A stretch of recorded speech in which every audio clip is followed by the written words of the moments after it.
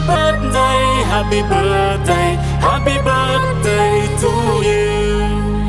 আসসালামু আলাইকুম এভরিওয়ান, কেমন আছেন সবাই? আশা করছি সবাই খুব ভালো আছেন, সুস্থ আছেন। আলহামদুলিল্লাহ আমরাও ভালো আছি।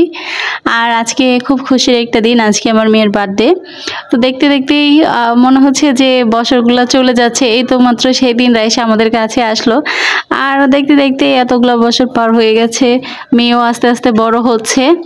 যাই হোক, এখানে হচ্ছে রান্নাবাড়া বসিয়ে দিয়েছি। আজকে আসলে অন্য কোনো ভিডিওই করতে পারি না, অনেক কাজ করেছি, সেই ফাঁকে হচ্ছে কোনো কিছুরই ভিডিও নিতে পারি নাই। তাই ভাবলাম যে একটু রান্নাঘরে এসে ভিডিও ক্লিপগুলো নিই, আপনাদের সঙ্গে শেয়ার করব। এই তো রান্না বসিয়ে দিয়েছি অলরেডি চুলায়। আর এখানে হচ্ছে কাবাবের জন্য ডাল, মাংস আর মশলা সব একসঙ্গে দিয়ে প্রেসার কুকারে সিদ্ধ করে নেব। যেহেতু হচ্ছে হাতে সময় খুবই কম, তাড়াহুড়া করে হচ্ছে প্রেসার কুকারে দিয়ে দিচ্ছি। আর এখানে দেওয়ার সময় পরে দেখলাম যে আমি ধনিয়া গুঁড়ো দিই, আবার ধনিয়া গুঁড়ো দিয়ে দিয়েছিলাম। যাই হোক, এই তো সব কিছু একসঙ্গে মিক্সড করে নিলাম। এখন এটা প্রেসার কুকারে বসিয়ে দিব। আর ওই পাশে হচ্ছে গিয়ে রোস্টের জন্য মুরগি ভেজে নিচ্ছি। রাইসা যেহেতু এখন হচ্ছে গরুর মাংস তেমন একটা খেতে পারে না, তো মুরগির আইটেমগুলো ওর জন্য রাখার চেষ্টা করি। এই তো প্রেসার কুকারে এখন এটা বসিয়ে দিব। আর এদিকে প্রায় রোস্টও হচ্ছে গিয়ে হয়ে আসছে, মানে সব কিছু যে একসঙ্গে দেখিয়ে দিব ওই সময়টাও আমি আজকে পাচ্ছিলাম না। এখানে আমার রোস্ট প্রায় হয়ে গেছে, এখন হচ্ছে এখানে বাকি যে জিনিসগুলো আছে আর কি সেগুলো দিয়ে নিব। একে একে এখন আমি সব কিছুই দিয়ে দেবো। সব কিছু বলতে এই তো নামানোর আগে কিছু কিশমিশ, কাঁচামরিচ আর হচ্ছে আলু বোখরা, আর উপরে একটু ঘি ছিটিয়ে দিব, তাহলে আমার রোস্টটা হয়ে যাবে। রোস্টটা নামিয়ে নিব। আর কে কোথা থেকে বসে আজকের এই ব্লগটা দেখছেন অবশ্যই কিন্তু কমেন্ট করে জানাবেন। আর রাইসার জন্য অবশ্যই সবাই দোয়া করবেন। এই তো সব কিছু দিয়ে নিলাম, এখন আমি রোস্টটাকে নামিয়ে নিব। আজকে খুবই ইচ্ছা ছিল যে রান্নাগুলো করতেছি সব কিছুই একদম টোটালি দেখাবো। আসলে সময়ের অভাবে আর কোনো কিছুই হয়ে ওঠেনি। এখানেও কিছু ফল আনা হয়েছিল, ভাবলাম যে ফলগুলো ঝুড়িতে রাখি।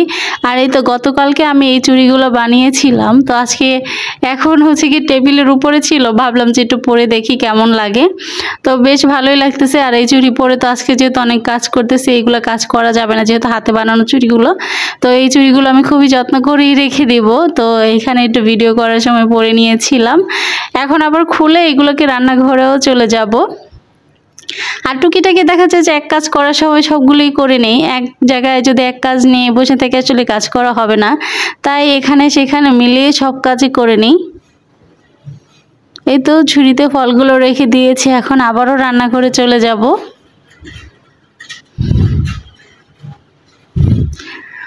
গরুর মাংসটা আমি রান্না করে নিয়েছি, এখন বাগার দিয়ে নিব।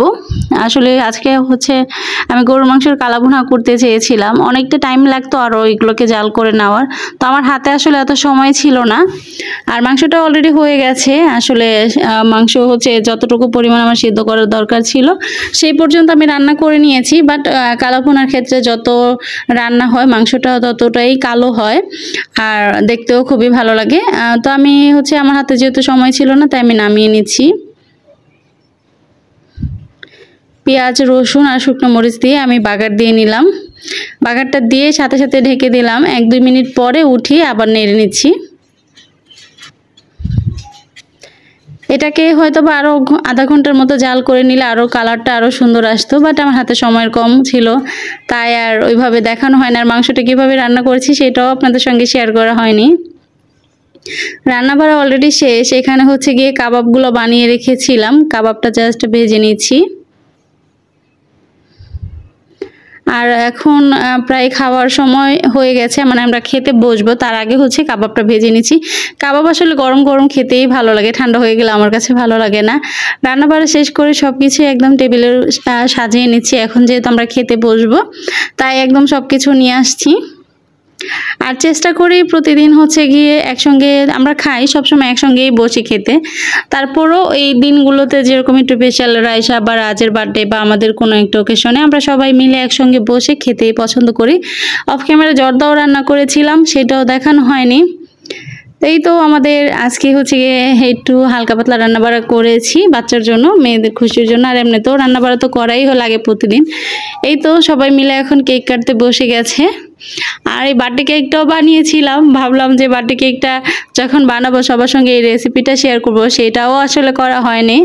আসলে আমি চেষ্টা করি, চিন্তা ভাবনা করি সারাদিন যে যখন যেটা করব সেটা শেয়ার করব, পরে যখন করি আর মনে থাকে না, করার পরে মনে হয় যে এটা দেখালে হয়তো বা ভালো হতো। তো আজকে আর বাহির থেকে কোনো কেক কেনা হয় নাই, আমি যে কেকটা বানিয়েছিলাম সেটাই আজকে রাইসা কাটবে। তো রাইসা থেকে হচ্ছে এখন রাজ বেশি খুশি হয়, রাইসা বা রাজ যারই বার্থডে হোক না কেন ওই বেশি খুশি হয়।